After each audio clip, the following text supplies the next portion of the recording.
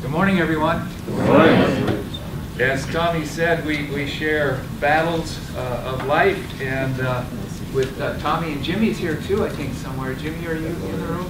There you are, pal. So good to see you guys again. Three of us worked together on a thing called the Global Congress on World Evangelization in the year 2010. And actually, the Lee brothers, if you will, came along at a time when we were in deep waters. All of us ministers who have great dreams but don't know how to raise money, we were all together.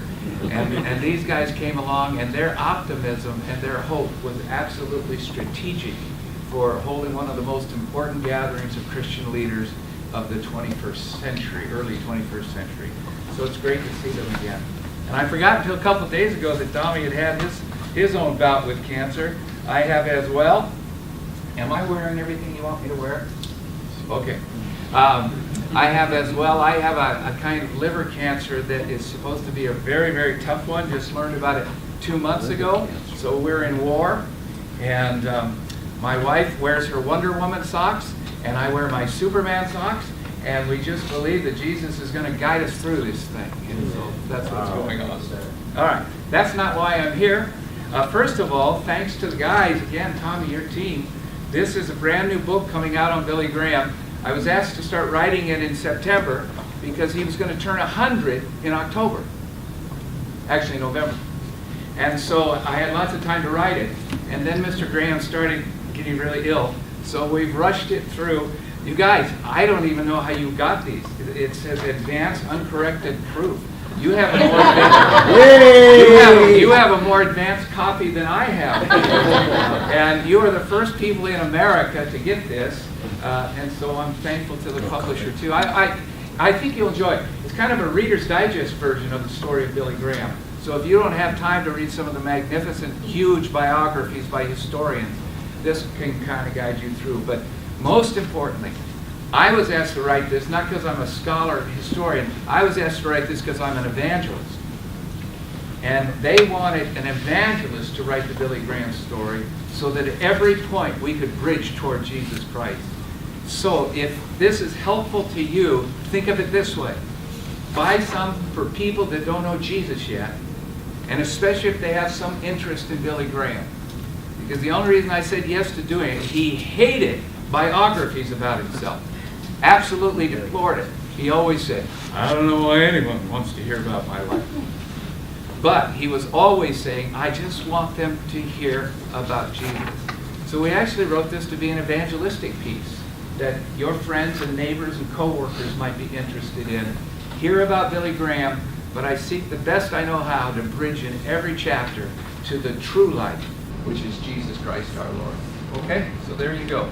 First off the press. It's great. You have a copy that's more advanced than the one that I brought. All right.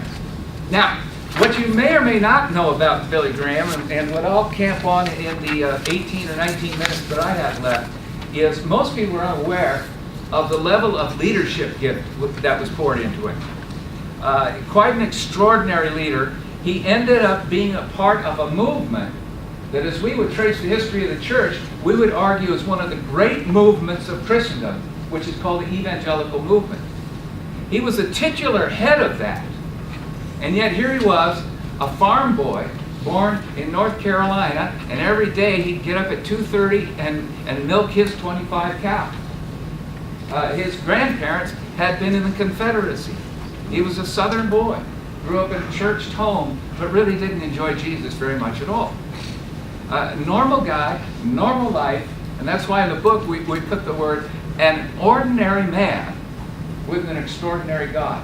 One of the extraordinary empowerments that God tended to give him was this capacity of entrepreneurship, the number of organizations that he started, but more than that, he had the capacity to have people really like him.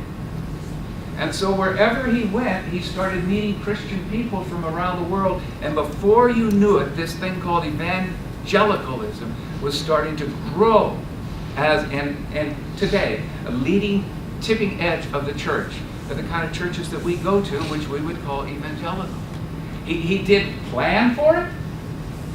It kind of fell upon him. And in a unique way, as only the Holy Spirit, the living God, can do, God pours out what is necessary for his people. So this hesitant, entrepreneurial powerhouse of a human being starts gathering not only millions and millions of people to Christ, but starts galvanizing the Christian church toward Jesus Christ. 2 weeks ago, we had his memorial. Not quite 2 weeks ago now. And if you could have been there, you would have had the same opinion. Nobody could gather this disparate group of Christians from around the world like Billy Graham. Well, what was it? What was it in it? I don't know. A lot of it was just God, just flat out God. But I do have for you, I hope, 4 traits of leadership in Billy that I watched over the years of being with him that may be of some value to you as you think of your role as marketplace leaders, marketplace involvement people. Well, I guess what I'm saying is, don't think of him only as, quote, America's pastor. Think of him as evangelical head of the world, a position for which he was never elected but fell into. What are some of the things that made Billy Graham unique?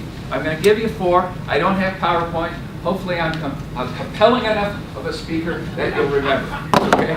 So here's number one. Number 1. Humility. And Mr. Graham would say it like this. Humility. Because he's from the South. And he had that resonant voice. All right.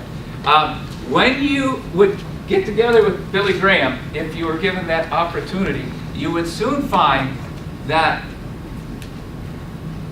what had been marketed about him was not who you were with. In other words, the first time I got to really spend any time with him, I'd just been asked to take over leadership of the Billy Graham Center at Wheaton College. So they fly me to Ottawa, Canada, where he is doing a crusade. And it's Sunday night, and there's 20 or 30,000 people in an arena above us because he was down in the basement of the auditorium. And what Mr. Graham liked to do is just meet with people and talk before he would go out and speak. So there was this green room with even better stuff than Mary provided for us today, which is pretty good. Pretty good stuff. And there was mayors there, and there was senators, and it's just this potpourri of those that would be marched in to say hello to Billy Graham. I was last. And by the time it was my turn to go, I was sitting alone in that green room, shaking in my boots, because Billy Graham had to approve of me before I could take this new position. And so I'm ready to go on. I think, well, mayors have been in there, dignitaries, all of this stuff. There's lots of large men with black suits on and earbuds in their ear. They're security. And so they start walking down this long aisleway after all these people have gone in ahead of me, and they're gone, and now it's my turn. And I'm thinking to myself, I kind of don't like this. This is like stardom. Is this like a president? What's all this about? All of this security, all of this hoopla, all of this fanciness. We finally get to the door of the room where he sits, and what they would do for Mr. Graham is they would always set up like a little living room with him, with a couple of chairs he could sit back in. Dick, did you ever meet him? You're nodding like this, like you may have some history. Okay. 9 years old. Oh, when you're 9 years old, that's great. All right. There's one more large man outside the door before I get to see Billy Graham, and it's his son Franklin. And Franklin's a big guy too, and if you followed him at all, he's scary. So he's looking at me like this. Finally, they usher me in to a place I wish I didn't want to go, because I just felt that I was in way over my head. And what's all this notoriety stuff anyway? But, B-U-T, but, once I walked into the room, everything changed. There were 2 sitting chairs there. He was in one of them, and the other one was for me. And he stands up at age 80 to walk across and shake my hand. And he takes my hand, he looks down at me because he's 6'2", 6'3", and he just looks in my eyes and he says, "Lon, I've been waiting to meet you." What? We sit down, we start to chat. He's a grandfather in every sense of the word. All he wanted to know was about my family, about my life, How did I come to know Jesus? It was so warm and so tender. He told me a little bit about his. You say, how long were you with him, Lon? I was with him about 10 minutes, maybe 15, because Amy Grant was coming in afterwards, and she was having marital problems, and he said, I wish I had more time with you, but I'm really trying to help her during this hard time in her life. Grandfather, humble, centered, focused not on him, absolutely focused on the person that was before him. That's humility. Humility is not thinking less of yourself, it's thinking about yourself less. Yeah. C.S. Lewis. Yeah. Humility is not thinking less of yourself, it's thinking about yourself less. And I felt totally attended to by clearly the most admired man in the world for those few minutes. Then the creme de la creme. Here comes the humility thing, you guys. I should have brought the picture, because it's a picture of me bursting out laughing. So we're having this little discussion, and the man who brought me in, Sterling Houston, his head of North American Ministries, he says, Bill, and if you knew him well, I guess you could call him Bill. And he goes, what? He says, we also wanted you to know that Lon's going to be great for this position because he did his doctoral work in homiletics, and his thesis is in evangelistic preaching. And Billy Graham, age 80 years old, looks over at me and he goes, you did? And I go, yes, sir. And then Billy Graham puts his hand on my shoulder and he says, maybe you could teach me to preach better. That's what he said, brother. I'm not kidding. And I immediately burst out laughing. The reason I know that is they took a picture of it. So Billy Graham's got his hand on my shoulder, he's looking right into my eyes, as serious as could be, and I'm going, I didn't even know how to respond. Here's how I finally responded.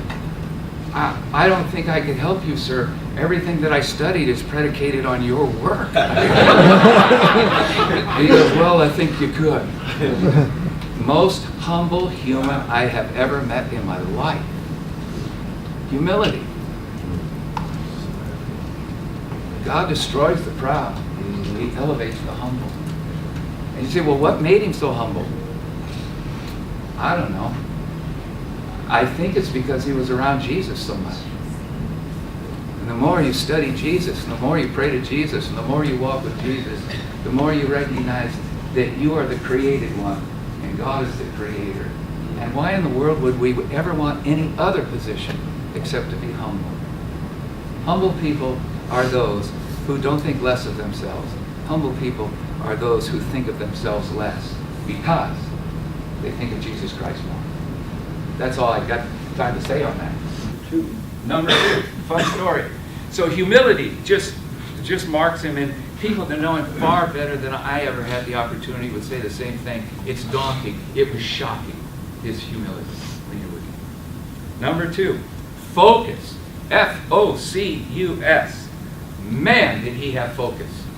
What do I mean by that? He knew what God had called him to do. And if you study his life, you'll find lots of people thought God had other things for him to do. In the course of his life, he will be offered the presidency of a brand new university on the Gulf Coast of Florida that would be equivalent to Harvard, fully funded, if he would be willing to become the president of it. It was intended to be a, quote, Christian Harvard-like university. He prayed over it.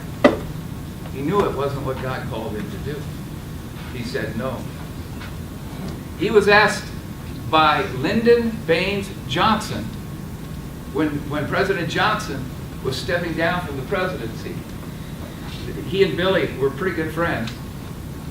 And he asked Billy if he would consider running for the presidency of the United States.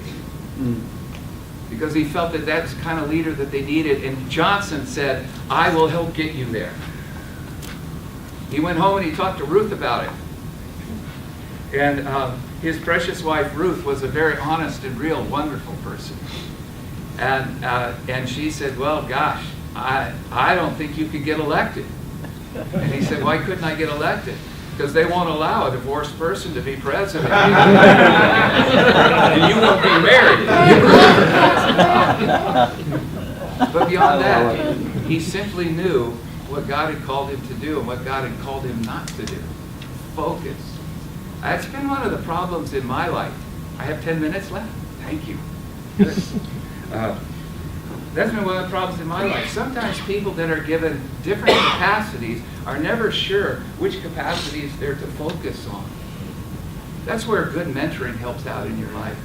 Having friends that you can really talk to, who help you identify, as our brother said, what'd you call that? Your unique ability. Your unique ability.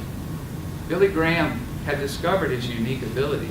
It was to proclaim Jesus Christ and call the Church of Jesus Christ to proclaim Jesus Christ in the world.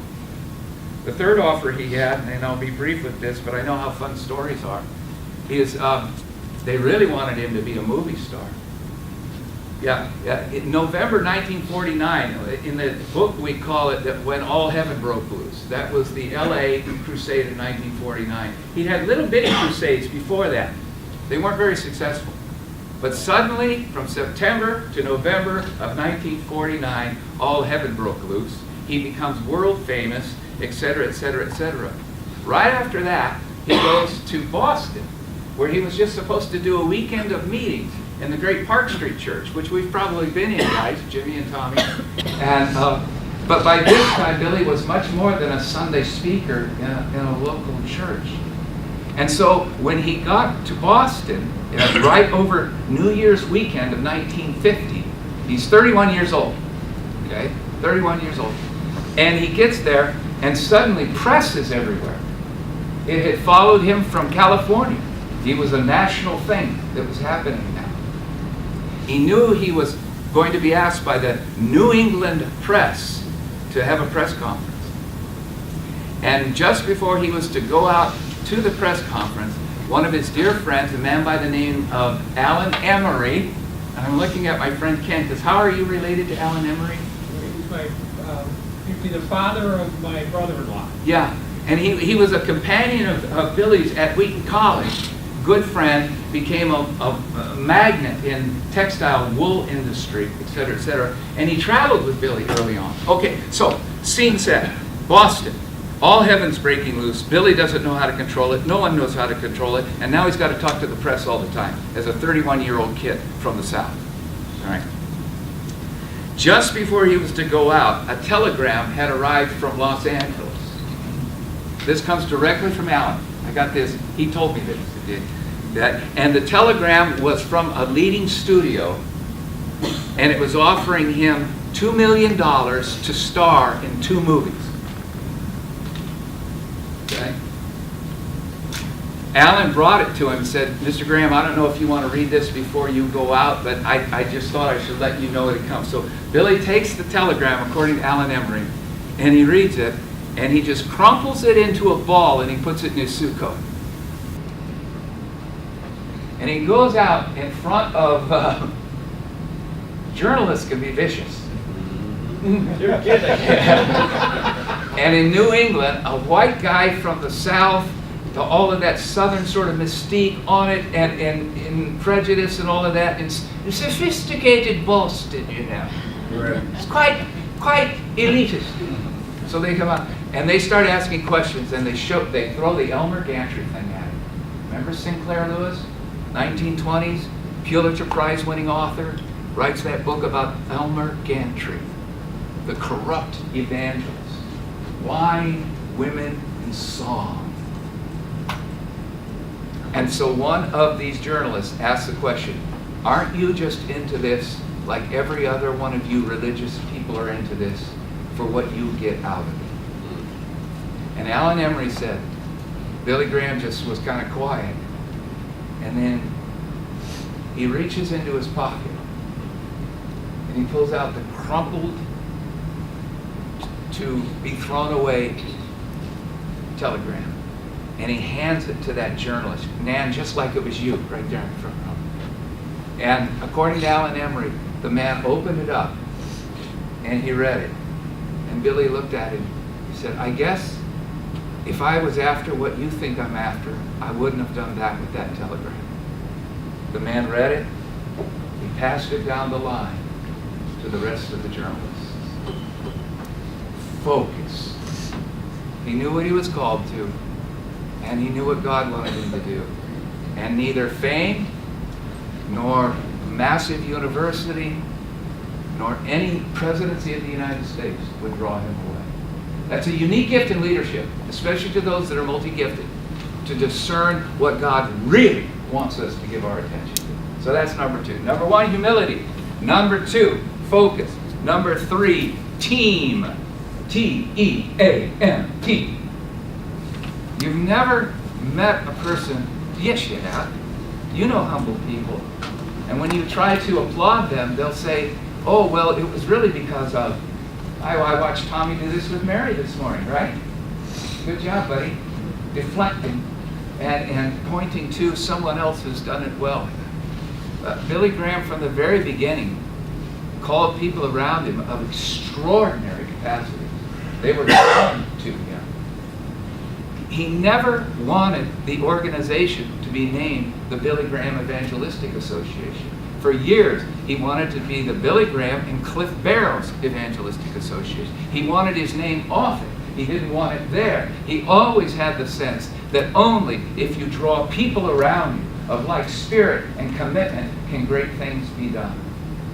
And so he built a team. This team, as Jerry Buss, the former owner of the Lakers, says, if you want a great organization, hire giants. People that are better than you, even in what you do. And I think Mr. Graham just kind of always thought that's what God was providing for him.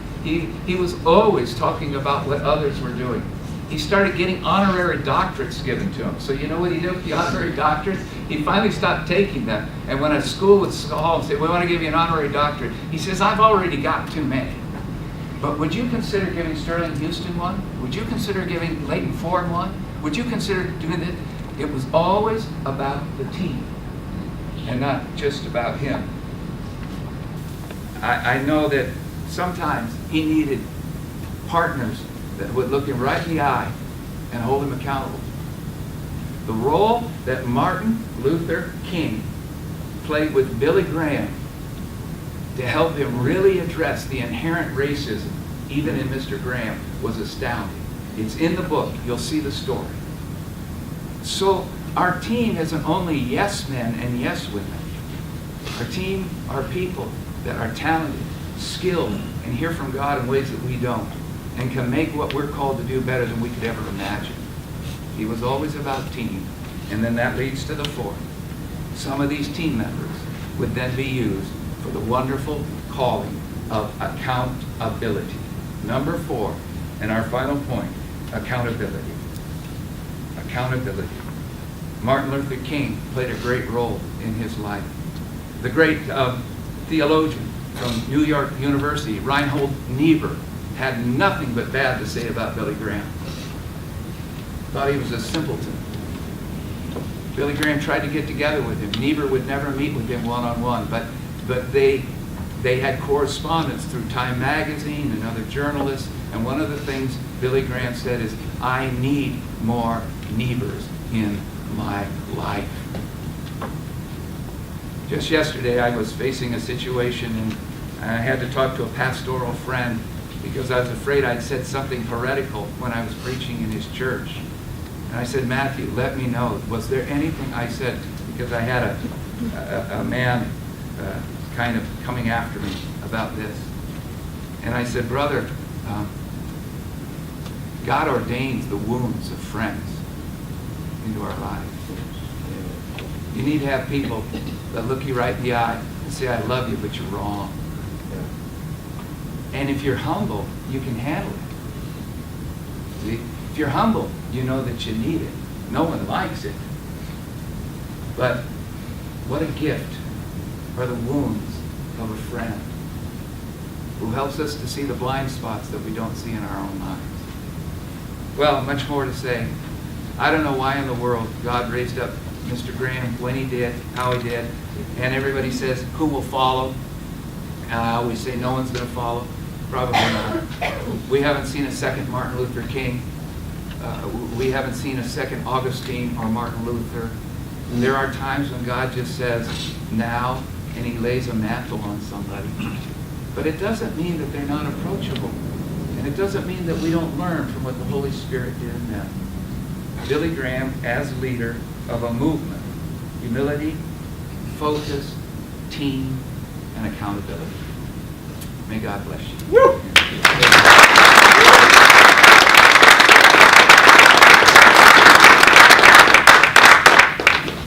Thank you very much, Lon. And we are going to take a break for, actually, Mary, let's do about 7 minutes.